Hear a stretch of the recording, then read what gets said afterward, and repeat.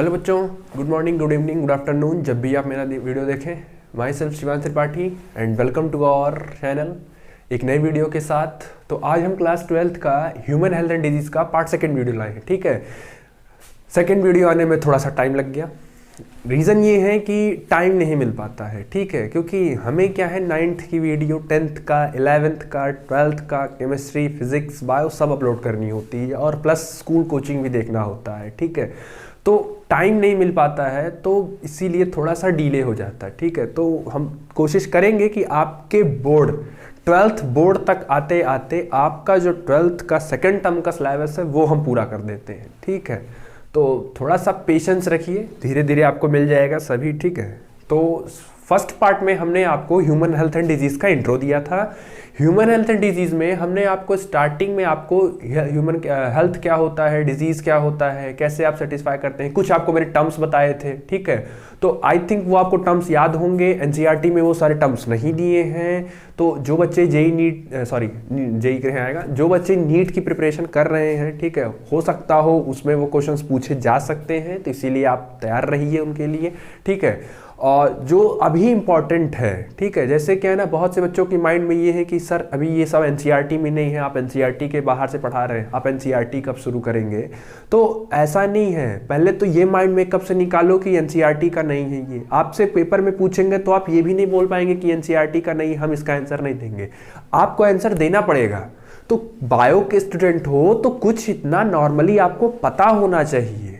ठीक है, तो इसीलिए आप जो पढ़ाया जा रहा है आप नोट्स बनाते रहिए और समझते रहिए। ठीक है, चलिए पार्ट 2 में हम आपके लिए कुछ इंपॉर्टेंट डेट्स लेकर आए हैं। ठीक है, बहुत ज़्यादा नहीं है, जो नीट में या जो आपके स्कूल में पूछे जा सकते हैं, हम आपके लिए उतना इंपॉर्टेंट लिख दिए हैं। ठीक है, इसको नोट कर लीजिए, उसको याद कर लीजिए कि 30 जनवरी को आपका लेप्रोसी डे मनाया जाता है, 24 मार्च को आपको टीबी डे मनाया जाता है, 7 अप्रैल को आपको वर्ल्ड हेल्थ डे मनाया जाता है।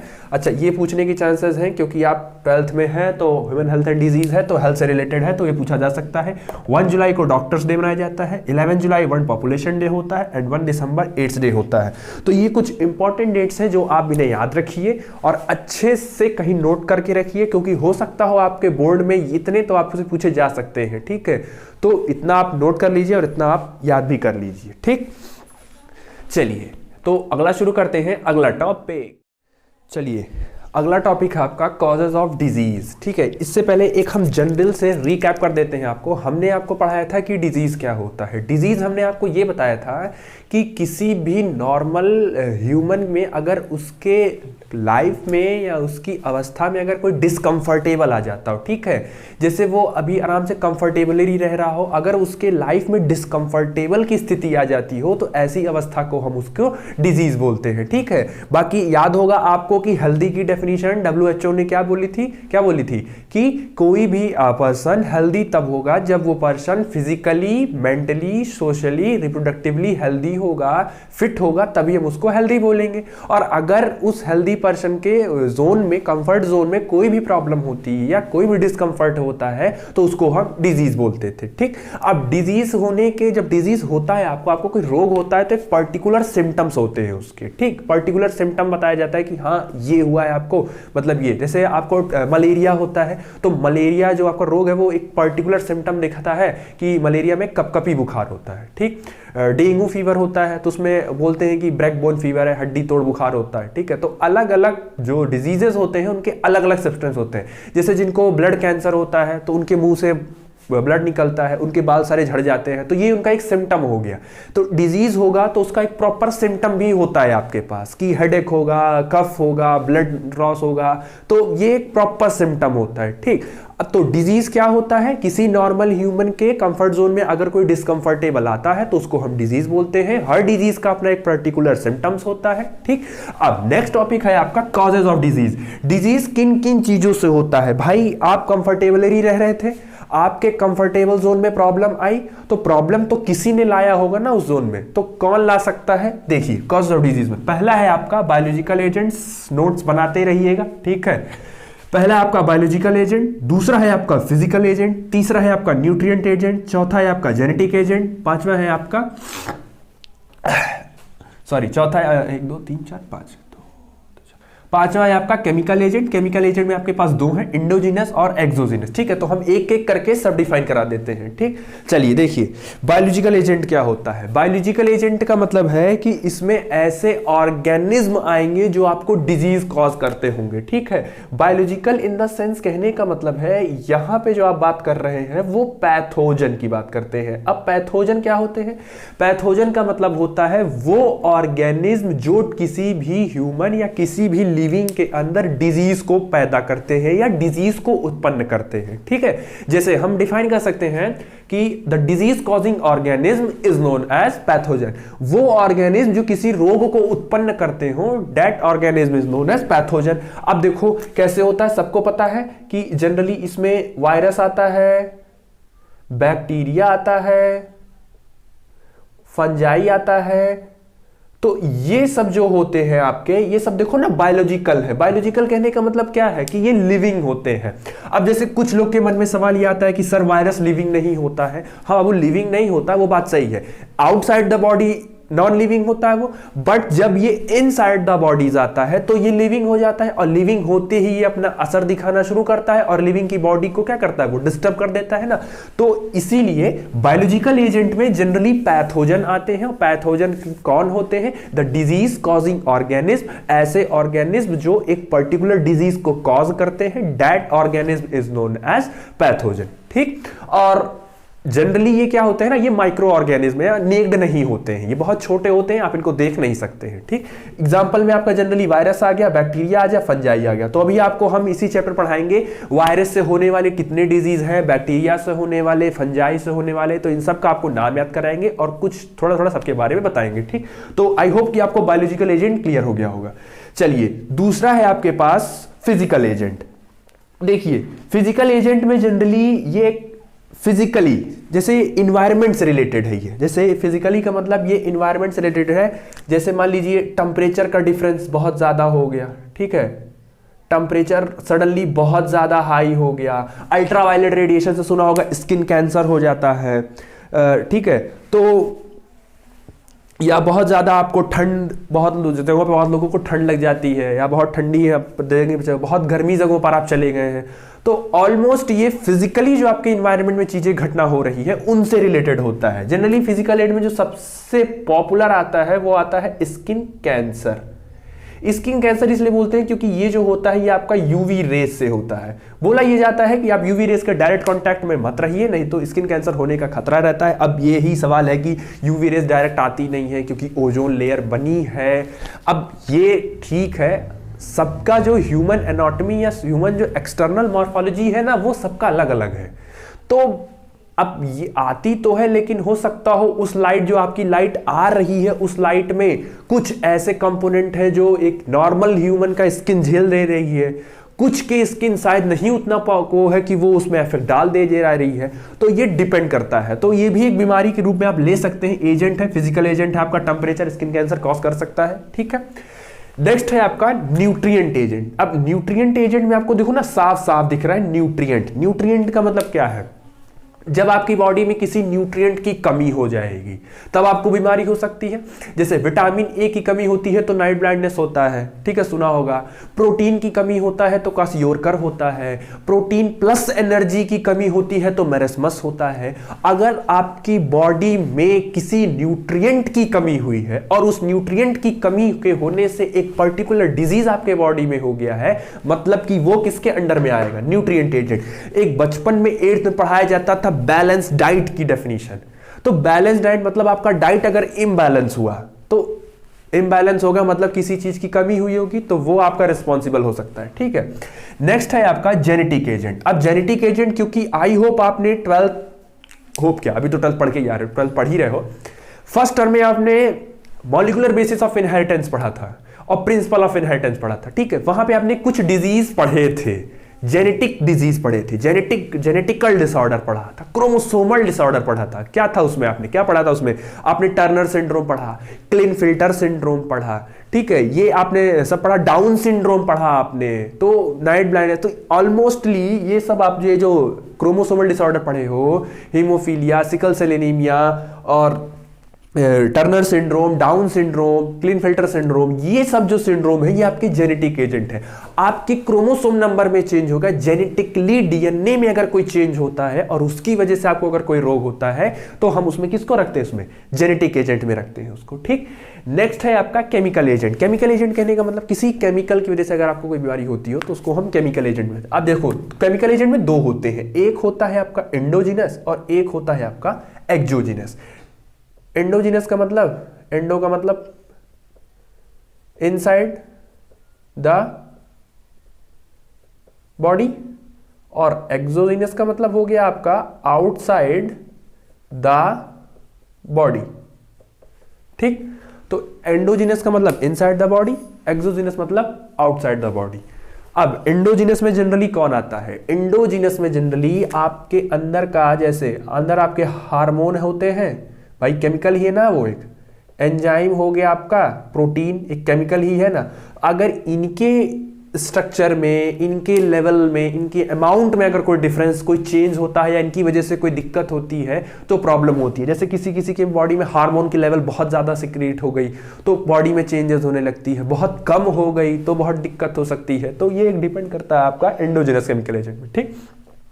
एक्सोजिनस एजेंट में आपका जनरली जो आता है वो बाहरी केमिकल हो गया, जैसे आप टोबैको लेते हैं तो वो केमिकल है, आप स्मोकिंग करते हैं तो वो एक केमिकल एजेंट हो गया, ठीक है। आप ड्रग्स लेते हैं तो वो एक्सोजिनस हो गया। आप बाहर से अगर किसी चीज को, किसी केमिकल को अपने अंदर करा रहे हैं और उससे आपकी बॉडी में अगर जो भी साइड इफेक्ट होगा तो वो हम किसको अंदर रखेंगे, एक्सोजिनस के अंदर रखेंगे, ठीक है। तो एक बार ये आप क्लियर कर लीजिए डिजीज किन किन चीजों से होती है। सबसे पहले आपका बायोलॉजिकल एजेंट। बायोलॉजिकल एजेंट क्या होता है, बायोलॉजिकल एजेंट मतलब हो गया कि the disease causing organism is known as pathogen. Pathogen वो होते हैं जो डिजीज कॉज करते हैं, ठीक है। जनरली ये नेम्ड होते हैं। अब वो कौन कौन से पैथोजन है, वायरस होते हैं, बैक्टीरिया, फंजाई, जनरली आप आंखों से उन्हें नहीं देख सकते। और आपको चैप्टर में पढ़ना भी ऑलमोस्ट इन्हीं के बारे में है, इन्हीं से रिलेटेड कोई डिजीज के बारे में पढ़ना है। दूसरा है आपका फिजिकल एजेंट। फिजिकल एजेंट में जनरली आपका टेम्परेचर आता है कि टेम्परेचर के कम ज्यादा होने से फिजिकली जो चीजें होती है, जैसे उसके एग्जांपल आपको स्क्रीन का आंसर दिया है, यूवी रेडिएशन से हो सकता है।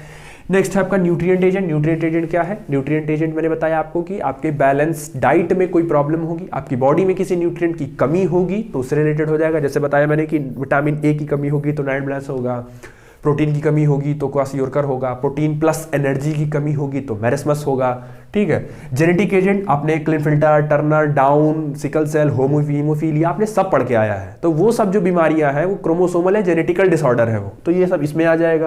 केमिकल एजेंट मैंने बता दिया, एंडोजिनस होता है, एक्सोजिनस होता है। एंडोजिनस आपका इनसाइड द बॉडी, एक्सोजिनस आपका outside the body. Inside the body आपके केमिकल्स हार्मोन और एंजाइम होते हैं। हार्मोन के लेवल, एंजाइम का लेवल कम ज्यादा होने से बॉडी में चेंजेस हो सकती हैं। और टोबैको, स्मोक और ड्रग्स लेने से ये आउटसाइड द केमिकल है, अगर ये आप लेते हैं तो आपकी बॉडी में चेंजेस हो सकती हैं, ठीक है। तो इतना आप नोट कर लीजिए, फिर आगे हम आपको और बताते हैं, ठीक।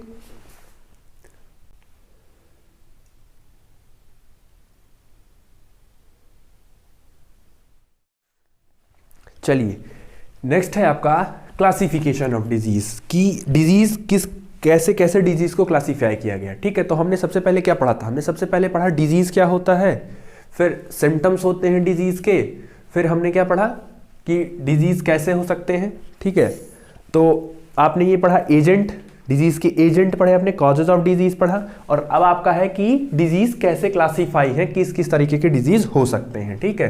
तो एक बार मैं पहले पढ़ दे रहा हूं सारा। पहला है जो आपका एक्यूट डिजीज और chronic disease, acute disease, chronic disease. दूसरा है आपका congenital disease and acquired disease. क्या है, congenital disease and acquired disease. Acquired में आपका दो पार्ट आता है, communicable disease, non communicable. Non communicable में आपका आता है allergic disease, deficiency, cancer, high blood pressure. चलिए एक एक करके अब डिफाइन करते हैं सारा।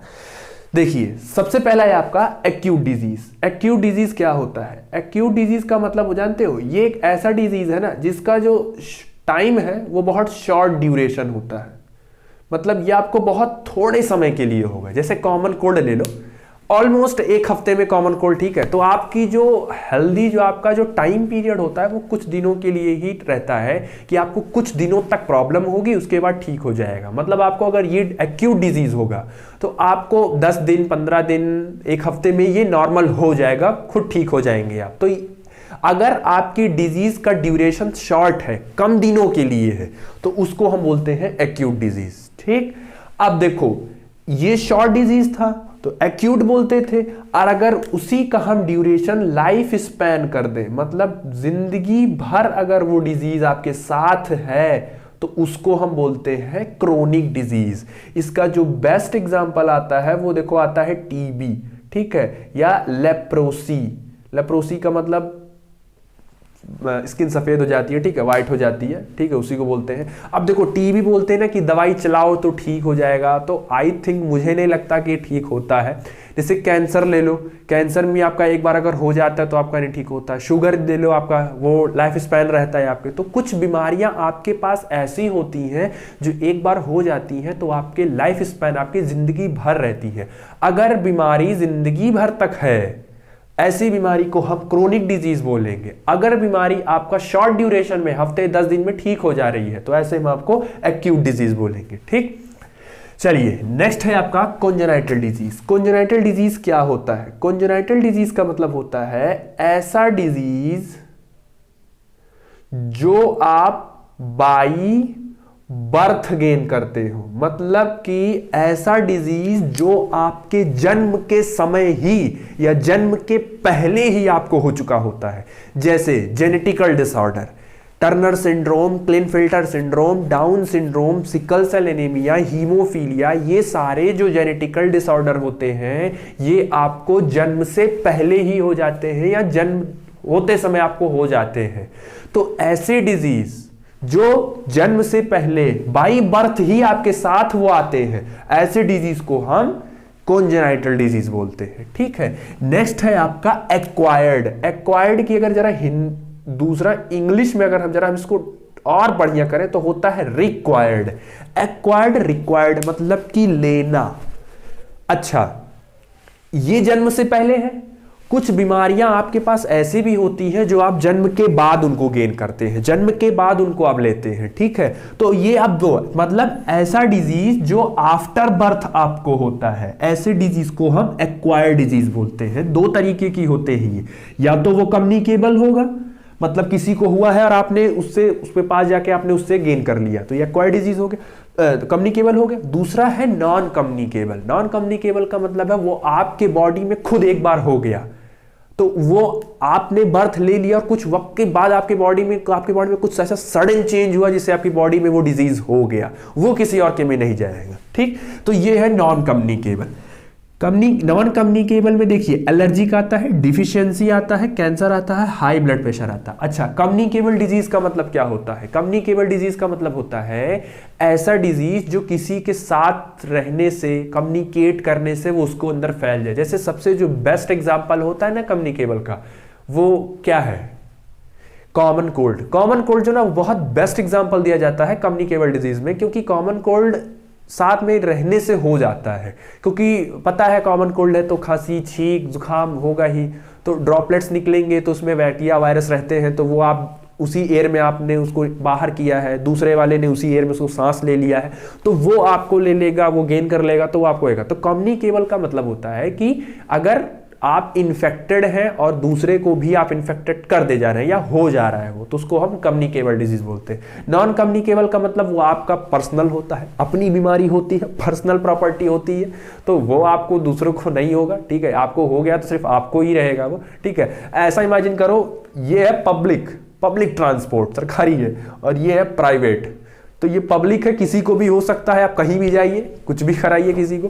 ये है आपका पर्सनल, प्राइवेट है, ये आपको ही होगा सिर्फ। ठीक है, तो देखिए एलर्जी, भाई हर ह्यूमन को किसी ना किसी चीज से एलर्जी होती है। किसी को धूल से एलर्जी होती है, जैसे मुझे धूल से एलर्जी है, किसी को धुएं से होती है, किसी को दूध से होती है, किसी को तेल से होती है, किसी को परफ्यूम से होती है, किसी को आदमी से होती है, किसी को किसी से होती है। मतलब किसी ना किसी को एलर्जी किसी ना किसी चीज से रहती है वो, तो वो बाई बर्थ आपको पता चलता है। बर्थ के समय नहीं पता रहता कि हाँ इनको इसी चीज से एलर्जी। वो जब बच्चा बड़ा होता है, इस इन्वायरमेंट में रहता है, तो वो जो भी जिससे एलर्जी होती है तो वो उस एलर्जी से आपके बॉडी में उसका असर दिखना स्टार्ट हो जाता है, तो ये पता चल जाता है कि उसकी बॉडी में इस चीज की एलर्जी है। ठीक, तो ये हो गया एलर्जी। दूसरा है डिफिशियंसी। जैसे मैंने बताया, आप अगर चीजें नहीं खाते हैं, कुछ किसी चीज की बॉडी में कमी होगी, अगर तो बॉडी में कमी होगी तो वो आपका है भाई, खा रहे हो, पिज्जा बर्गर खाओगे, समोसे खाओगे, यही सब खाओगे, तो मिनरल न्यूट्रिएंट्स की तो कमी हो जाएगी, तो वो पर्टिकुलर आपको बीमारी हो जाएगी, तो फिर आप फिर हॉस्पिटल के चक्कर काटिए, घूमिए, क्या दिक्कत है। नेक्स्ट है आपका कैंसर। कैंसर क्या होता है? अच्छा देखो, कैंसर क्या है ना, एक बार कैंसर जरा देखो। कैंसर का मतलब होता है unwanted growth of cell. Cancer क्या होता है? Unwanted growth of cell.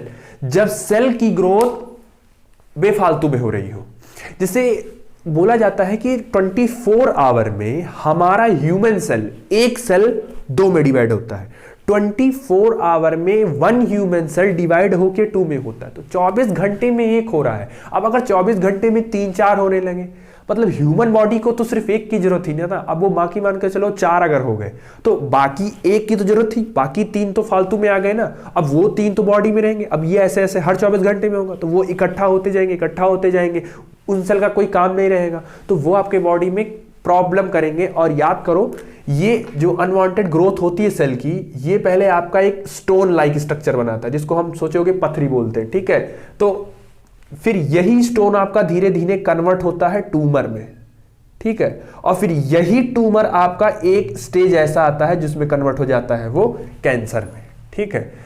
तो ये आपकी बॉडी में खुद होता है, आप किसी से लेते नहीं हैं। अब ये किसी भी तरीके से कैंसर आपको हो सकता है, कोई जरूरी नहीं है कि कैंसर आपको स्मोकिंग से ही हो, टोबैको से ही हो। कैंसर भी बहुत तरीके के होते हैं, जैसे वाइट ब्लड कैंसर होता है, ठीक है, ब्लड कैंसर होता है, माउथ कैंसर होता है, तो बहुत सारे कैंसर होते हैं। जरूरी नहीं है कि टोबैको स्मोक से कैंसर हो। अब अच्छा, इसका ये मतलब नहीं है कि आप टोबैको और स्मोक खाना स्टार्ट कर दें कि सर ने बोला था कि उससे नहीं होता, ऐसा नहीं है। किस्मत जब खराब होगी ना तो वो उससे भी हो जाएगा, ठीक है। तो ये बस मैंने समझाया है। नेक्स्ट है आपका high blood pressure. High blood pressure भाई, हाई ब्लड प्रेशर का मतलब क्या है, सबको पता है। ब्लड प्रेशर जब ज्यादा हो जाएगा आपकी बॉडी में, जब आपका हार्ट, भाई सबको पता है हार्ट पंप करता है, जब हार्ट नॉर्मली पंप करेगा, तो नॉर्मली पंप किया उसने, तो नॉर्मली आपके बॉडी से ब्लड निकलता गया, आपकी बॉडी में आर्टरी वीन में फ्लो होता गया। हार्ट पे जब प्रेशर ज्यादा पड़ेगा, हार्ट पे लोड जब ज्यादा पड़ेगा, तो लोड पड़ने से हार्ट अपना प्रेशर पंपिंग बढ़ाएगा, और जितनी तेज हार्ट पंप करेगा उतनी तेज ब्लड निकलेगा हार्ट से। जितनी तेज ब्लड निकलेगा हार्ट से, आपकी आर्टरी और वीन में उतना ज्यादा वो एंटर करेगा तेजी से, और उतने प्रेशराइजली वो एंटर करेगा। जितनी तेज पंप किया, उतनी तेज एंटर किया, और उतनी तेज आपके ब्रेन में भी पहुंचेगा। तो जो आपकी आर्टरी और वीन में जो ब्लड का प्रेशर होता है, that amount of pressure is known as blood pressure, ठीक है। तो ब्लड प्रेशर क्या होता है, एक बार मैं फिर से समझा देता हूं, इसको आप नोट कर लीजिए, ठीक है। ब्लड प्रेशर क्या होता है, जैसे मैंने बोला कि आपका पास, देखिए जो आपके पास हार्ट होता है, जब हार्ट आपको पंप करता है, तो मान लीजिए ये आपकी आर्टरी है, ठीक है, हालांकि ऑर्टा जाता है, मुझे पता है, ठीक है। अब आपका ब्लड जो है वो आर्टरी में एंटर किया, ठीक, और यही अब आपकी पूरी बॉडी में फैलेगा, ठीक, कोई दिक्कत, पूरी बॉडी में फैलेगा वो। जब पूरी बॉडी में फैलेगा तो हार्ट जितना तेज पंप करेगा, जितना तेज इसने पंप किया, उतनी तेज वो आपकी आर्टरी में एंटर करेगा। आर्टरी में जो ब्लड का प्रेशर होता है, दैट प्रेशर या that amount of blood pressure is known as blood pressure, ठीक, ह्यूमन ब्लड प्रेशर बोलते हैं जिसको। अब अगर बहुत ज्यादा होगा तो उसी को बोलते हैं क्या, हाई ब्लड प्रेशर। इससे रिजल्ट क्या होता है भाई, इतना तेज प्रेशर आपके बॉडी में जाएगा, यही प्रेशर आपके दिमाग में, आपके ब्रेन में भी जाएगा, और इतना प्रेशर आपका दिमाग झेल नहीं सकता है। फिर क्या होगा भाई, आपका नस फट जाएगी, फिर ब्रेन हीमोहरेज हो जाएगा।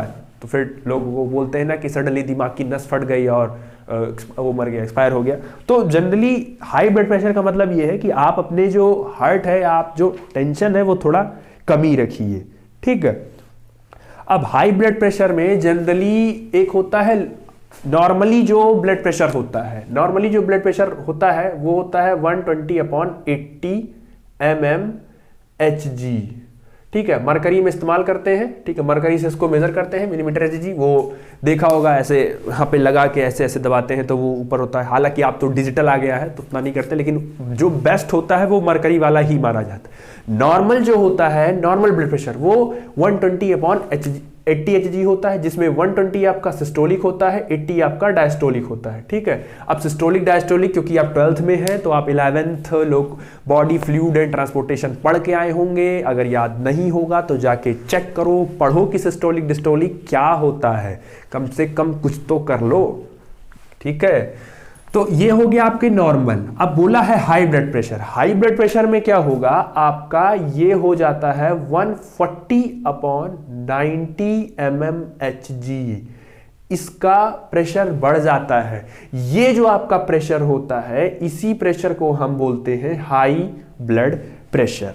ठीक, अब जब आपको हाई प्रेशर होता है या हाई ब्लड प्रेशर को ही हम अलग नाम देते हैं, जिसको हम बोलते हैं हाइपरटेंशन।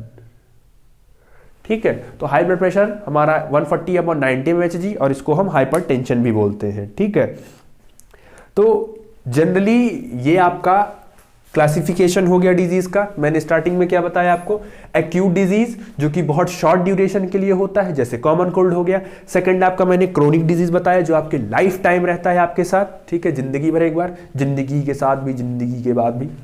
ठीक है, वो वाला हो गया आपके पास, तो ये लाइफ स्पैन रहेगा आपका। सेकंड है आपका कॉन्जेनाइटल, बर्थ से पहले ही या बर्थ के समय, जन्म लेते समय आपके पास डिजीज आ जाएगा। एक्वायर्ड डिजीज जो आप जन्म के बाद गेन करते हैं। कम्युनिकेबल, एक दूसरे से, एक इन्फेक्टेड पर्सन से अगर आपको हो जाता हो, ठीक है, तो कम्युनिकेबल डिजीज होगी। नॉन कम्युनिकेबल में आप फैलेगा नहीं, या आपकी पर्सनल प्राइवेट प्रॉपर्टी है। ठीक है, तो यह सिर्फ आपको ही होगा। एलर्जिक, हर बंदे को किसी ना किसी चीज से एलर्जी होती है। डिफिशियंसी, न्यूट्रिएंट्स, मिनरल्स, विटामिन की कमी होगी तो उससे डिजीज होगा आपको। हाई ब्लड कैंसर समझा दिया आपको क्या होता है, unwanted growth of cell. Body में जितने सेल की जरूरत है उतना ही रखो, उससे ज्यादा हो जाएगा तो दिक्कत ही है। बॉडी में इकट्ठा होगा, रिसोर्सेज इस्तेमाल करेंगी बॉडी की, तो वो बॉडी के लिए प्रॉब्लम ही है। ठीक है, और नेक्स्ट है आपका हाइपरटेंशन। मैंने बता दिया, हाई ब्लड प्रेशर को हम हाइपरटेंशन भी बोलते हैं। नॉर्मल जो ब्लड प्रेशर होता है वह 120/80 mmHg होता है। 120 आपका सिस्टोलिक प्रेशर होता है, 80 आपका डायस्टोलिक प्रेशर होता है। नहीं क्लियर है तो जाके पढ़ो 11th में। ठीक है, देखो क्या होता है सिस्टोलिक और डायस्टोलिक। और अगर आपको हाइपरटेंशन होगा तो उस समय आपका प्रेशर 140/90 mmHg होगा। हमेशा प्रेशर को mmHg में ही मेजर किया जाता है, बार ATM पास्कल भी होता है, लेकिन अगर ह्यूमन में प्रेशर मेजर करना होता है तो mmHg ही यूज करते हैं। देखो, प्रेशर के लिए पास्कल भी होता है, न्यूटन मीटर स्क्वायर भी होता है, बार भी होता है, ATM भी होता है, टॉर भी होता है, mmHg भी होता है। लेकिन जब लिविंग का प्रेशर मेजर करना होता है तो ऑलमोस्ट सभी केसेस में हम mmHg ही इस्तेमाल करते हैं। ठीक है, तो ये हो गया आपका classification of disease. I hope आपको इतना समझ में आ गया होगा, नोट कर लीजिए। ठीक है, कोई दिक्कत हो तो पूछ लीजिएगा, अगले वीडियो में आपको हम बता देंगे। चलिए, नेक्स्ट है आपका वेक्टर, फिजिक्स वाला नहीं। ठीक है, वेक्टर का नाम सुनते ही फिजिक्स वाली फीलिंग आती है कि बायो में कहाँ वेक्टर आ गया। देखिए, जैसे डिजीज पढ़ाया, कॉजेज ऑफ डिजीज पढ़ाया, क्लासिफिकेशन ऑफ डिजीज पढ़ाया। अब डिजीज को जैसे याद करो, मैंने पढ़ाया था कि बायोलॉजिकल एजेंट होते हैं। ठीक है, कि वायरस बैक्टीरिया से होता है। अच्छा, वायरस बैक्टीरिया से होता है, लेकिन वो कभी कभी कुछ ऐसे भी डिजीज हैं जिनको कोई ले जाता है। डिजीज एक इन्फेक्टेड से नॉर्मल में डिजीज को कोई ले जाएगा। ठीक है, जैसे मान लो कॉमन कोल्ड है, तो कॉमन कोल्ड कैसे होता है? कॉमन कोल्ड जनरली कहते हैं कि अगर कोई खांस रहा है, कोई छींक रहा है तो उसके पास मत रहो। तो जो इन्फेक्टेड पर्सन है, जिसको कॉमन कोल्ड है, उसके पास मत रहो, क्योंकि उसने अगर खांसा और छींका तो उसका जो बैक्टीरिया और वायरस जो भी होगा वो एयर में जाएगा और उसी एयर में आप सांस लेंगे, वो आपके अंदर जाएगा। मतलब कि उसका जो भी इन्फेक्टेड पार्ट था उसका आपके अंदर लाने का काम मीडियम कौन था? वहां एयर था। एयर ने वहां आपको लाया, मतलब कि एयर जो है, एयर ने आपका इन्फेक्टेड से उठा के नॉर्मल के अंदर एंटर करा दिया। मतलब एयर एज अ मीडियम काम किया।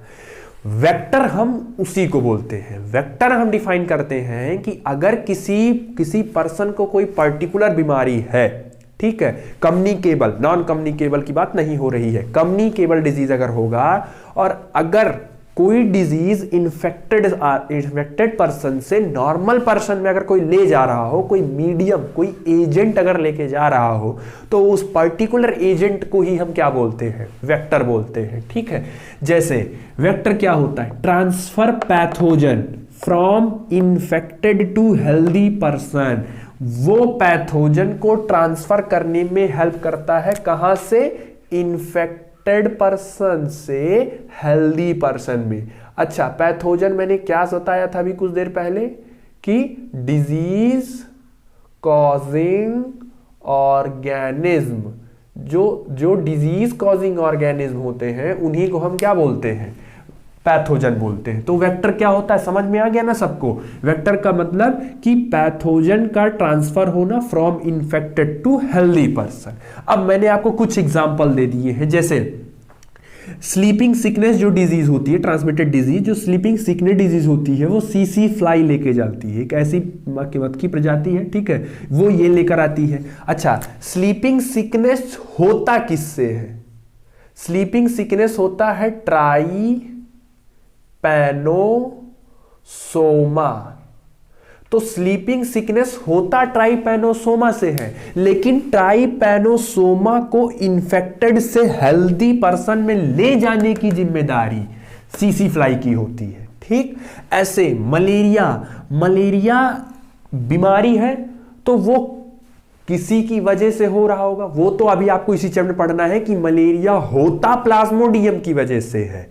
अब उस प्लाज्मोडियम को इन्फेक्टेड से हेल्दी में ले जाने का काम फीमेल एनोफिलीज मॉस्किटो करती है। जैसे इमेजिन करिए आप कहीं जा रहे हैं तो आप बस में बैठेंगे, बस आपको कहीं उतार देगी, तो वो जो बस है वो आपका वेक्टर का काम किया, और आप जो बैठे हैं वो उसमें आपने वो ऑर्गेनिज्म हो गए जो आगे चल के रोग कॉज करने वाले हो। ठीक है, जैसे क्या बताया मैंने, फीमेल एनोफिलीज बस हो गई, मॉस्किटो आपकी बीमारी हो गई, सॉरी मॉस्किटो कह रहे, मलेरिया आपकी बीमारी हो गई, और किसकी वजह से हो रहा है? प्लाज्मोडियम की वजह से, तो वो आप हो गए।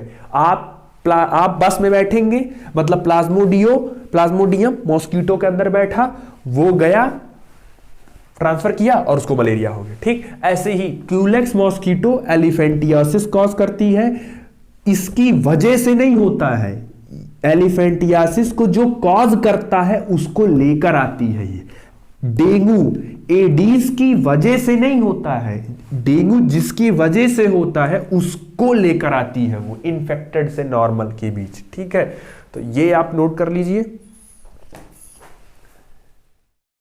चलिए अब हम देख लेते हैं कि जनरली हमने आपको अभी बताया कि जो आपको डिजीज कॉजिंग ऑर्गेनिज्म है, जो बायोलॉजिकल एजेंट आते हैं, वो जनरली आपके वायरस, बैक्टीरिया, फंजाई, प्रोटोजोआ, ये सब आते हैं। तो अभी बेसिकली प्रोटोजोआ और फंजाई तो बहुत सारे डिजीज नहीं है, ठीक है, ज़्यादा जो आपको मिलते हैं वो वायरस और बैक्टीरिया के। तो अभी हम डिफाइन आपको नेक्स्ट लेक्चर में करेंगे, बस अब आपको एक इंट्रो दे देते हैं यहाँ पे कि वायरस से डिजीज कितने होते हैं। देखो कम से कम इतना तो याद कर लो, आपसे पेपर में वो कहेंगे कि गिव 3 नेम ऑफ वायरस, या ऐसी 3 बीमारियों का नाम लिखिए जो वायरस से होती हो। ठीक है, तो हमने आपको वायरस से होने वाले डिजीज के नाम लिख दिए और बैक्टीरिया से, क्योंकि यही दोनों पेपर में पूछे जाने के चांसेस है। अब देखो याद कैसे करोगे, मैं बता दे रहा हूं। देखो वायरस से डिजीज जो भी वायरस से होगी उसको याद करने की ट्रिक, सबका पहला लेटर उठा लो, CID, CID, इनको एक साथ लिखो, फिर MSC, फिर HPJ। ठीक, ये हो गई आपको वायरस से याद करने के लिए डिजीज के नाम। ठीक, तो ये हो गया आपका वायरस से डिजीज के नाम। ठीक है, चलिए ये पोर्शन हो गया आपको वायरस से याद करने का। अब जरा बैक्टीरिया वाला देखिए, अगर आपको बैक्टीरिया का याद करना हो तो CAT, कैट, DPTT। चलो देखो याद करने के CID सबको पता है, सब देखते हैं। MSC पढ़ाई की एक डिग्री होती है। HP गैस भी आता है, और HP तेल पेट्रोल पंप भी होता है, ठीक है। और J आप याद कर लीजिए, तो आप ऐसे याद करिए CID MSC HPJ, CID MSC HPJ, 3-4 बार बोल दोगे याद हो जाएगा। CID MSC HPJ, CID MSC HPJ। C common cold, I influenza, D dengue, M measles, S swine flu, C chicken pox, MSC H का मतलब हेपेटाइटिस, P पोलियो, J का मतलब होता है जापानीज इंसेफेलाइटिस। जापानीज इंसेफेलाइटिस को ही हम brain fever बोलते हैं और बच्चों में ये बहुत ज्यादा होता है, ठीक। नेक्स्ट है आपका बैक्टीरिया से, CAT कैट मतलब बिल्ली, DPTT, ठीक है। आप ऐसे भी याद कर सकते हैं DPTT या DPTT, तो जैसे मन के वैसे याद करो भाई। C cholera, A anthrax, T typhoid, D diarrhoea, P pneumonia, T tetanus और T TB। आपको जो पढ़ना है वो आपको यहाँ पे थोड़ा सा जिक्र आपको टाइफाइड का करवाया है और मलेरिया का आपको डिटेल में दिया है, ठीक है। तो कम से कम मेरी यही आपसे रिक्वेस्ट है कि कम से कम वायरस और बैक्टीरिया से होने वाले डिजीज के नाम याद कर लीजिए। नोट्स बना रहे हो तो बना लीजिए और नोट्स में कहीं ट्रिक डाल के लिख लीजिए। आपसे डेफिनेटली पेपर में पूछा जाएगा कि ऐसे 3 डिजीजों के नाम या 4 डिजीजों के नाम रखिए, लिखिए जो वायरस से होते हैं। ऐसे 3-4 डिजीजों के नाम रखिए जो बैक्टीरिया से होते हो, ठीक। तो आप इनको याद कर लीजिए। वायरस से होने वाले डिजीजों के नाम CID MSC HPJ, C common cold, I influenza, D dengue, CID, M measles, S swine flu, C chicken pox, H hepatitis, P polio, J Japanese encephalitis जिसको हम ब्रेन फीवर बोलते हैं और ये जनरली बच्चों में पाया जाता है, ठीक। बैक्टीरिया से होने वाले disease CAT cat, DPTT, C cholera, A anthrax, T typhoid, CAT, फिर D dengue diarrhoea, P pneumonia, DPT tetanus और ट्यूबरकुलोसिस जिसको हम TB बोलते हैं, ठीक है। तो ये बेसिकली मैंने आपको बता दिया। अभी आपको प्रोटोजोआ से होने वाली डिजीज और वर्म से होने वाली डिजीज, इन सब के बारे में बताना है, नाम याद कराना है। तो आप पहले याद करा लीजिए। नेक्स्ट वीडियो हम फिर से यहीं से स्टार्ट करेंगे और आप इसको याद करिएगा और इसको अच्छे से पढ़िएगा, ठीक है। तो आज के लेक्चर में इतना ही रहने देते हैं। आई होप आज आपको जितना पढ़ाया, जितना समझाया, समझ में आया होगा। वीडियो में किसी भी पॉइंट में कोई डाउट होगा तो आप कमेंट करिएगा, कोई दिक्कत होगी तो आप वीडियो से रिलेटेड कोई सजेशन, कोई प्रॉब्लम है तो आप कमेंट करिए। और नोट्स बनाते रहिए, NCERT की रीडिंग करते रहिए, NCERT मस्ट है आपके लिए, ठीक है। तो नेक्स्ट वीडियोस का जल्द ही अपलोड कर देंगे। तो जैसे मैंने स्टार्टिंग में बताया, थोड़ी से टाइम को लेके प्रॉब्लम होती है, इसीलिए वीडियो डिले हो जाता है 2-2, 3-3 दिन। लेकिन हम कोशिश कर रहे हैं कि क्योंकि मुझे हर क्लास का वीडियो अपलोड करना होता है तो थोड़ा वक्त लगता है, ठीक है। तो कोई दिक्कत हो आप पढ़ते रहिए, कोई दिक्कत हो आप पूछिए, ठीक है। और पढ़ाई करते रहिए। All the very best, thank you.